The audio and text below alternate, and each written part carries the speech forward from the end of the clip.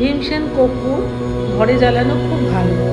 তো সেটাই তোমাদের সাথে আজকে আমি শেয়ার করছি। এক টুকরো ছোট্ট ভীমসেন কর্পূর, তার সাথে ছোট্ট একটা তেজপাতাটাকে দুটো টুকরো করে নিয়েছি, 3খানা লবঙ্গ দিয়ে নিয়েছি। এবার এটাকে আমি জ্বালিয়ে নিলাম। এক চুটকি ধুনো ওপর থেকে ছড়িয়ে দিয়ে আমার ঘরে যা যা দেবতা আছে, ঠাকুর আছে, সবাইকে দেখিয়ে দিয়ে সোজা আমি আমার নর্থ সাইডে যে ব্যালকনি আছে সেই ব্যালকনিতে আমার একটা ছোট্ট তুলসী গাছ আছে, আর তুলসী গাছের সাথে আমার একটা ছোট্ট কলা গাছ আছে। যদিও কলা গাছটা এখন খুব সুন্দরভাবে পাতা বেরিয়েছে, অনেকটাই ছড়িয়ে গেছে। তারপরেই সোজা আমি চলে আসি রান্নাঘরে। রান্নাঘরে দেওয়ার পরে আমাদের যে মেন সদর দরজাটা, সেটা অল্প একটুখানি খুলে বাইরেটা একটু দেখিয়ে নিই।